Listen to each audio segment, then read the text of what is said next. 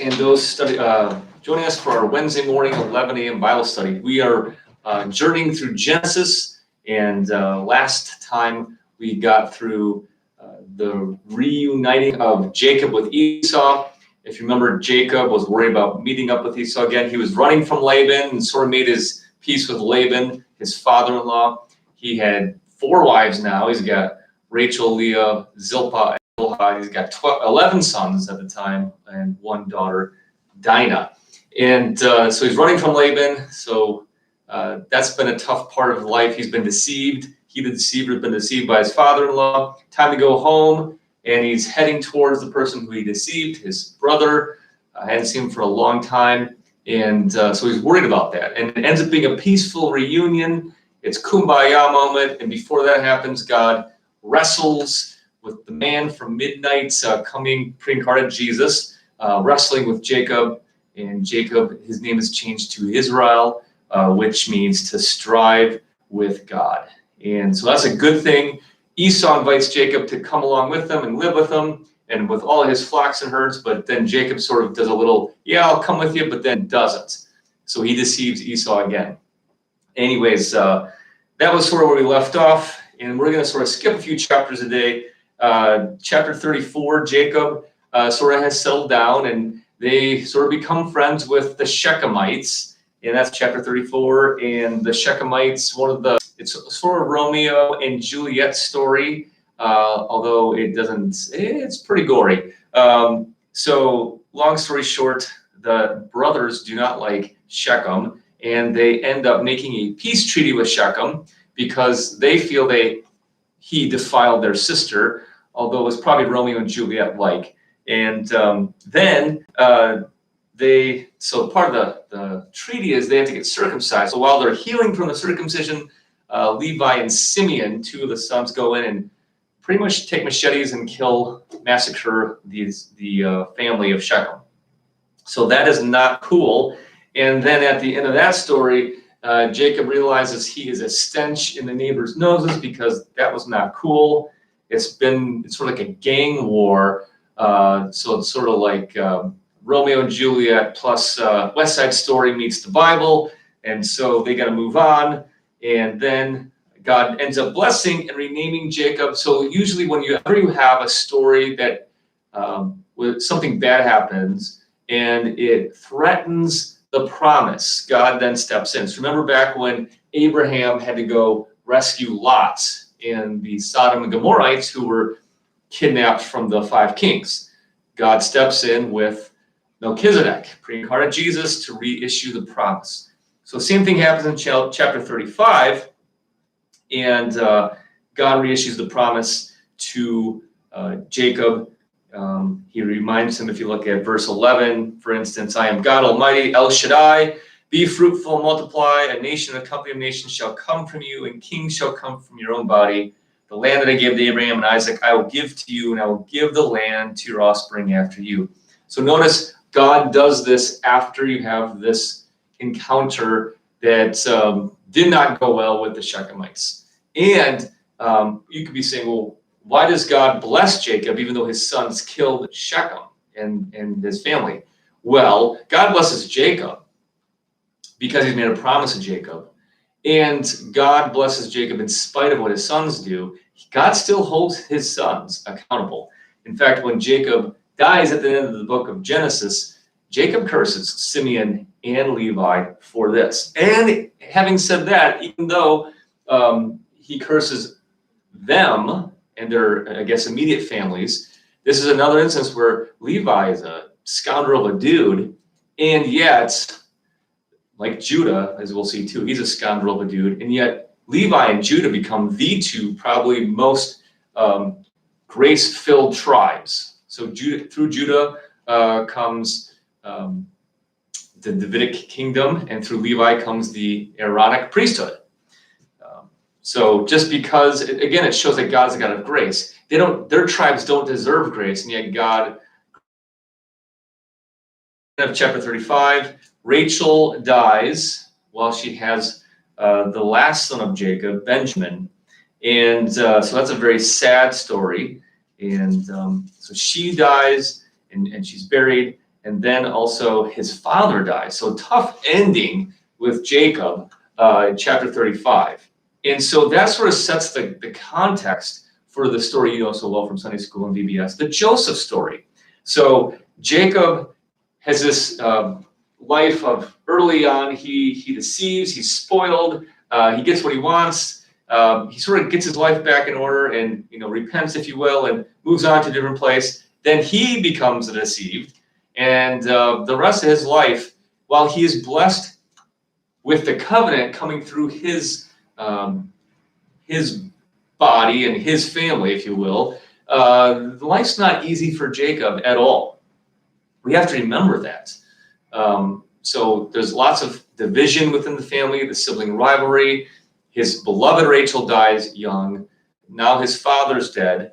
And then you have an interlude, chapter 36, before we get to the next and final sort of scene, the final epic of Genesis, the Joseph story. We have this chapter 36, which is a genealogy, and most people skip over it. They think, oh, it's boring. And I always say the boring parts are important. So chapter 36 is a genealogy of Esau, so the other brother. And it reminds us that God does care about Esau. He's just not going to continue the covenant, the promise of the promised son Jesus through Esau, but he still plans to bless Esau. So you have this genealogy, and you have some interesting names here. In fact, you have Eliphaz, verse 10 of 36, and then later on you have Uz, verse 28. Where do you find Uz and Eliphaz? Well, you find them in the book of Job. Many people want to say Job wasn't really a real story and it's just a play. I don't believe that. I believe it was a real story. It might have been a play written in poetry based on a real story, but I believe there was a real Job because the Bible talks about a real Job in other places in the book of Job. In fact, I believe the Septuagint, which is the Greek translation of the Hebrew Bible, written about 300 BC. So that'd be, if Moses is writing this in the 1400s, 1100 years after Moses wrote, somebody was translating what Moses wrote into Greek. That's called the Septuagint. And they add Job's name to this genealogy. That is fascinating to me. So even they back then, 300 years before Jesus, saw Job in this genealogy. So there's a good reason to believe that the book of Job was taking place, but the Hebrew reflects more of the poetry from an earlier date than a later date. So we, for instance, have a Song of Moses in Exodus 15. There's other little parts of Hebrew in the Torah, which Moses wrote, that has poetry in it. And that poetry is more like the Job poetry rather than like Song of Solomon poetry written by Solomon. Anyways, it's fascinating that, this is another instance to me that nobody sat down and just made this up. Because if you're making up the story in Genesis, you would never insert this lengthy genealogy of Esau. And within here, we have, again, God's blessing both sons. And here's for the rest of the story. We're not going to go into depth and detail with Esau, but here is the rest of the story in genealogical form.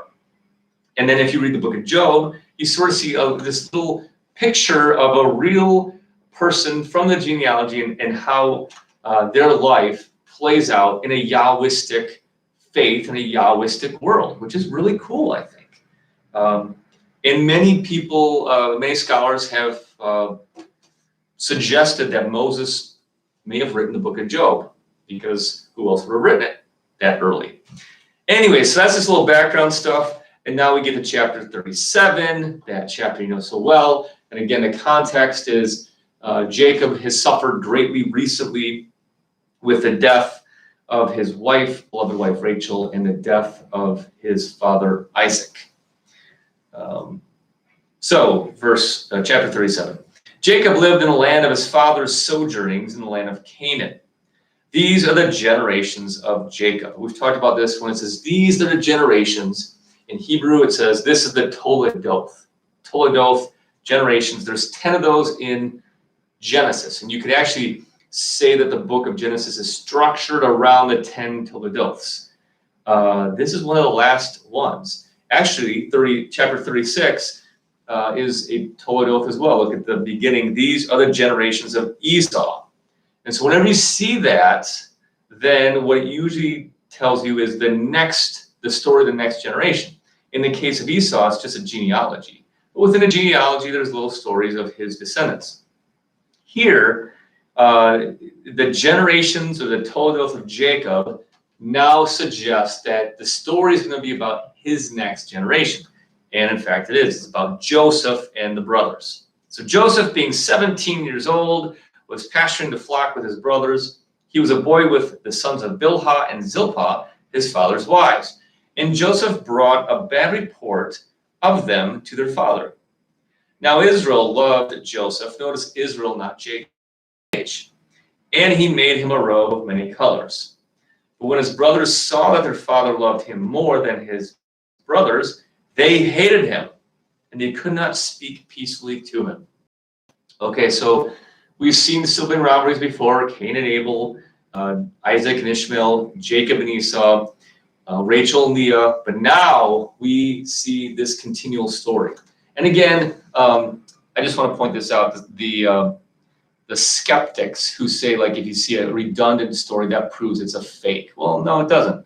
We see a number of redundant stories because that's sort of the culture or the theological themes going on. So yeah, men don't have telephones back then to call their future girlfriends and wives, but they have wells to meet them at, and so that's why you have a lot of guys meeting their beloved future wives at a well. And likewise, one of the theological themes, besides cultural theme, is that people fight with their brothers. And here we continue on with this sort of theme. Brothers are hating brothers. And there's definitely favoritism showed by parents. That's another theme that continues on. So here, Jacob is favoring Joseph. And it tells us why: because he had him in his old age. And so he makes a coat of many colors. You may be seeing with Joseph in the Technicolor coat or whatever it's called. So that really sparks the hatred, and they could not speak peacefully to him. So there's 10 brothers who don't like Joseph. And now Benjamin is born, and we don't know how old Benjamin is for sure off the top of my head, but he's probably a toddler at home. And Joseph is 17. And he's the youngest of the 11. So verse 5, now Joseph had a dream, and when he told it to his brothers, they hated him even more. So he's dreaming. This is sort of passed down. So Father Abraham had many visions and dreams. Father Isaac, was spoken to. Jacob, he got to see the Jacob's ladder. And now Joseph, generation number 4, has a dream, and God is speaking in the dream. And this dream causes the brothers to hate him even more. And in Hebrew, cool little wordplay. So the word for to hate is a word, and then the word to hate more, the word more, is Joseph. So they Joseph in their hate. So a little wordplay going on. So he says, hey, hear this dream I have. Behold, we were bowed down to my sheaf. His brother said to him, are you indeed to reign over us? Or are you indeed to rule over us? So they hated him. Joseph hated him. They hated Joseph him. I'm trying to do a Hebrew thing. Even more. They increased in their hatred. That's what the sort of technical Hebrew would be. Why? Because of his dreams and because of his words. Then he dreamed another dream and told it to his brothers and said, behold, I have dreamed another dream. Behold, the sun, the moon, and 11 stars were bowing down to me. But when he told it to his father and to his brothers, his father rebuked him and said to him, what is this dream you have dreamed? Shall I and your mother and your brothers indeed come and bow down ourselves to the ground before you? And his brothers were jealous of him, but his father kept the saying in mind. So Joseph has 2 dreams, and usually when you have a double dream, That means we find that in other places of Scripture where they say, because there's been two versions of the dream, it shall surely happen. God has made up his mind.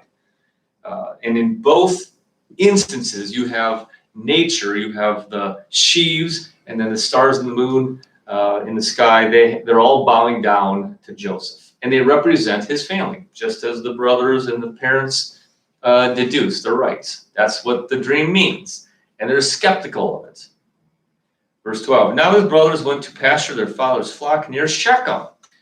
There's that place again, where they had done their heinous deeds earlier. And Israel said to Joseph, are not your brothers pasturing the flock at Shechem? Come, I will send you to them. And he said to them, all right, here am I. So he said to him, go now, see if it's well with your brothers and with the flock, and bring me word. So he sent him from the valley of Hebron, and he came to Shechem, and a man found him wandering in the fields. And the man asked him, what are you seeking? I'm seeking my brothers, he said. Tell me, please, where are they pasturing the flock? And the man said, they have gone away, for I have heard them say, let us go to Dothan. So Joseph went after his brothers and found them at Dothan. So Joseph's searching around for his brothers. They're moving the flocks, obviously because good shepherds find green pastures and still flowing waters. So that's why they're moving the flock. So the brothers in verse 18, they see him from afar, and before he came near them, they conspired against him to kill him. They said to one another, here comes this dreamer. Come now, let us kill him and throw him into one of the pits. Then we will say a fierce animal has devoured him, and we will see what will become of his dreams. But when Reuben heard it, now remember, Reuben is the firstborn, he rescued him out of the hands, saying, let us not take his life. And Reuben said to them, shed no blood, throw him into this pit here in the wilderness, but do not lay a hand on him, that he might restore him to his father. So Reuben's plan, the firstborn, thinking, hey, this is not going to go well if we kill Joseph. Let's throw him in a pit, and then when they're not looking, I'll rescue him and take him back to dad. That's Reuben's plan. Verse 23, so when Joseph came to his brothers, they stripped him of his robe, the robe of many colors that he wore, and they took him and threw him in the pit. The pit was empty, and there was no water in it. Then they sat down to eat, and looking up, they saw a caravan of Ishmaelites from Gilead, with their camels bearing gum, balm, myrrh on their way, carrying it down to Egypt. So this is another cultural truth. So you had a highway from Israel to Egypt in this ancient time, and the traders would take their spices and different things they had, furs, I'm sure, and cattle, and they would take it to Egypt and trade for things and bring them back. And so here you have the Ishmaelites. So this is the cousins of Jacob's sons, second cousins, and they're heading, they recognize, hey, those are our second cousins, and they decided to make a deal. Judah says to his brothers, so Judah is the fourthborn, Reuben, Simeon, Levi, Judah, all sons of Leah. Joseph, son of Rachel. So you have the real rivalry between those sons. So Simeon and Levi, we know, are jerks. I mean, they're the ones who did the Shechemite massacre. Reuben's trying to save Joseph, not because he likes Joseph, but because he knows dad's not going to like this. And now Judah steps in, and he says, what profit is it if we kill him and conceal his blood? Come, let us sell him to the Ishmaelites. They're second cousins anyways, right? And let not our hand be upon him, for he's our brother, our own flesh. And his brothers listened to him. Then Midianite traders passed by, and they drew Joseph up and lifted him out of the pit and sold him to the Ishmaelites for 20 shekels of silver. They took Joseph to Egypt. So some people make hay out of, you have Ishmaelites, then Midianites, then Ishmaelites. I would say they are one of the same. Remember, Midian is a son of Abraham too. So you have Ishmael, son of Hagar, and it makes sense they go to Egypt because where is Ishmael from? Egypt. Hagar is an Egyptian maidservant, so they have roots in Egypt. So the Ishmaelites who are living in Canaan have this roots with Hagar's homeland. The Midianites, they're the sons of Abraham and Keturah, so after Sarah and Isaac. And so you have the sons of Abraham, although different wives, still sort of mixing in the land of Canaan. And so I would suggest to you that the Midianites and Ishmaelites are buddies, they're cousins, they're friends, and they're sort of in the same clan. So it's ridiculous to point things like that out as an error that you shouldn't believe in it. So anyways, they sell Joseph for 20 shekels. And, the themes of this pointing us to Jesus. Joseph is definitely a type. We call it a type. So a type is a person, place, or thing in the Old Testament that points us to a greater fulfillment in Jesus. So we've talked about this before. So the ark that Noah was on, anybody in the ark was saved from the flood. So the ark, Jesus is like an ark. Anybody in Jesus is saved from the coming wrath of God. Likewise, Joseph is a type. So he is sold by his brothers, by his friends, for silver into pretty much death. That's their point. So here, the beloved son is sold for silver. So Judas ends up, receiving silver to betray his brother. And there's 12 disciples, and he's betraying his rabbi, the Messiah, but somebody who's a close friend, a brother, if you will. And so this sort of points us. Joseph is a type to Jesus. He points us to a greater fulfillment of this story in Jesus. Jesus is sold not just in a familial way, but he's sold for the sins of the world in a much more drastic way. So we are on verse 29. When Reuben returned to the pit and saw that Joseph was not in the pit, he tore his clothes. So that's a rendering your clothes or tearing your clothes. I think this might be the first place, or does it happen somewhere else? But it becomes the way of showing a great outcry. So they tear their clothes. He tears his clothes because he was not in on this plan. He was going to steal them out and take them back to dad. But Judah beats him to the punch and steals them out and gives them to cousins, second cousins. So then he returns to tell his brothers, and they say, "Hey, the boy's gone, and where shall I go?" Then they took Joseph's robe and slaughtered a goat and dipped the blood in the robe in blood. And they sent the robe of many colors, and they brought it to their father and said, "This we have found. Please identify whether this is your son's robe or not."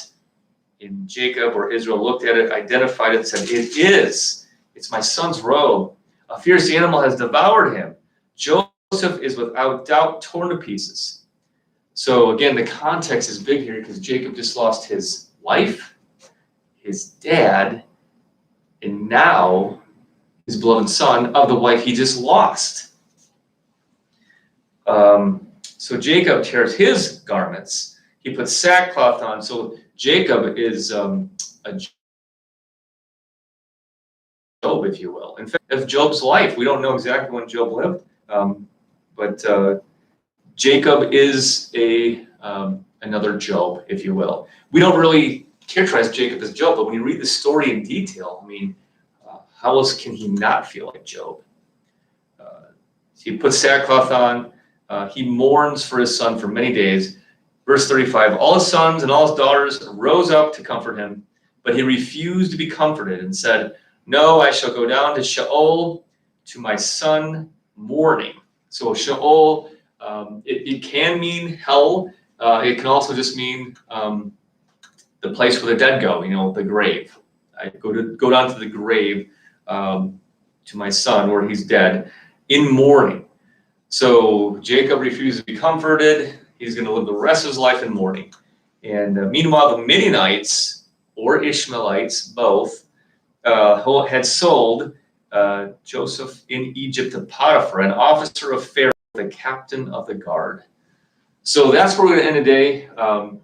So far, we have this Joseph, the beloved son, being betrayed by his brothers. We have him being sold to Egypt, and that's going to set us up for the big setup for the end of Genesis. And we'll see how God works through all these terrible things. And that's one thing we definitely want to keep in mind is the book of Genesis and the Bible in general is not just sort of this pie in the sky, unrealistic story. It's a realistic story of the fallenness of humanity, and even with this beloved family that God makes a promise to, Abraham, Isaac, Jacob. There's tons of sin, and there's tons of horrible things that happen, and they have a life of much sorrow. And in the midst of that, God is always working to bless his people, but also to further the plan of salvation in the midst of his people and in spite of his people. So that's a very important thing. In fact, the next chapter is another sort of interlude, Judah and Tamar. So Judah is the one who sells Joseph, and then we get a little taste of Judah and see what a scoundrel he is. He's got 2 sons, and they're so wicked, God strikes them dead. And then Judah's wife dies, and then Judah ends up sleeping with his daughter-in-law, and she tricks him because he's not taking care of her, and it's a crazy story. Definitely not a story where God is adoring Judah for what he's doing. And through this terrible story of Judah and Tamar, Tamar has twins, and she has one of the twins is called Perez. And so the reason he's called Perez means to break out. And so at first he's going to be number 2 coming out of the womb, but instead he sticks his head out and breaks out first. So they call him Perez. And why that's important is Perez, the son of Judah, becomes the next line of Jesus's genealogy.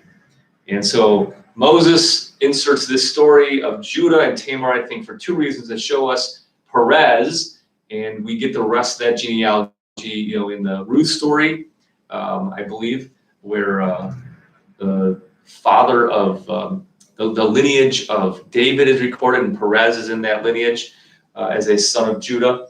But also to show us that while God blesses his family and has chosen his family to carry on the promise of salvation, they're not chosen because they're good.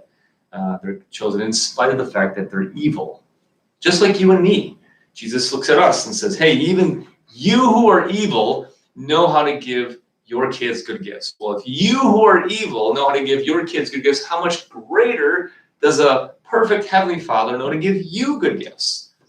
And we'll end it on that note. So next week we'll pick up with Joseph's up and down travails in Egypt, and we'll see how this ends at the end of Genesis.